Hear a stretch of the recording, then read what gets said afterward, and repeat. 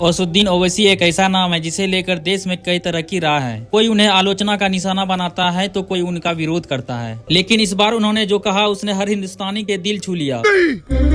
मैं नहीं मानता। 2025 के पहलगांव आतंकी हमले के बाद जब देश में गम में डूबा था तो ओवैसी बोले, और इस बार उनके लफ्जों में सिर्फ जोश नहीं था, उसमें सच्चाई थी, दर्द था और भारत के लिए बेइंतहा प्यार था। दोस्तों, उन्होंने कहा पाकिस्तान एक ऐसा मुल्क है जिसकी सरजमी से आतंक की गंदगी फैलती है। जब तक ये धंधा बंद नहीं होगा तब तक शांति सिर्फ एक धोखा है, वो पाकिस्तान के लिए। आतंकियों ने मजहब देखकर मारा, नाम देखकर मारा और उन्हें ठोकना हमारी जिम्मेदारी है। उन्होंने सरकार और सेना की खुलकर तारीफ की और करनी भी चाहिए, क्योंकि पहले भारत उसके बाद ही कुछ और। हमारी फौजी मुंहतोड़ जवाब दे रही है और हम सब उनके साथ है। पाकिस्तान एक ऐसा भूखा नंगा देश है, बात तो सही है।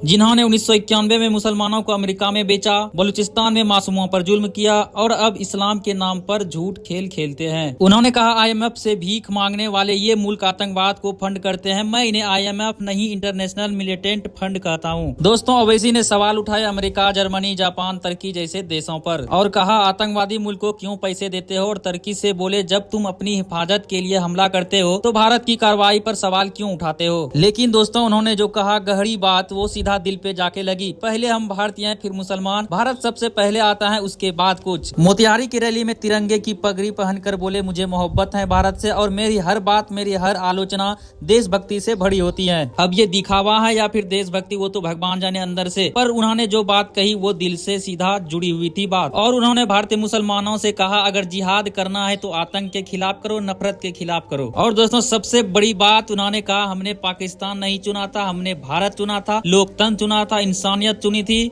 और ऐसी ही इंसानियत हर एक इंसान के दिल में होनी चाहिए भारत के प्रति। अब बारी थी उमर अब्दुल्ला की, जिन्होंने एक शांत लेकिन मजबूत आवाज में भारत का साथ दिया।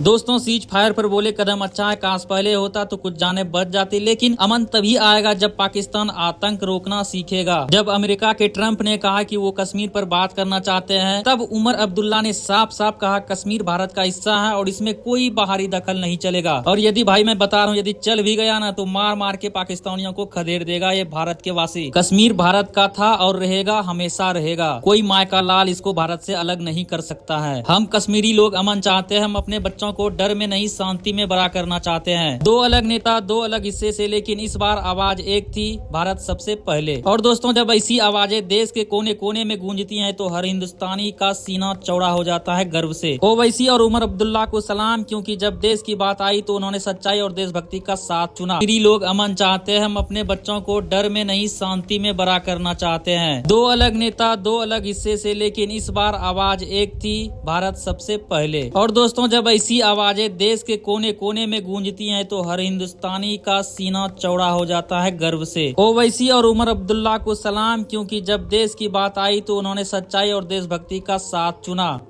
साथ चुना, साथ चुना, साथ चुना, साथ चुना, चुना, साथ चुना, चुना, भक्ति का साथ चुना और देशभक्ति का साथ चुना, भक्ति का साथ चुना, भक्ति का साथ चुना, चुना।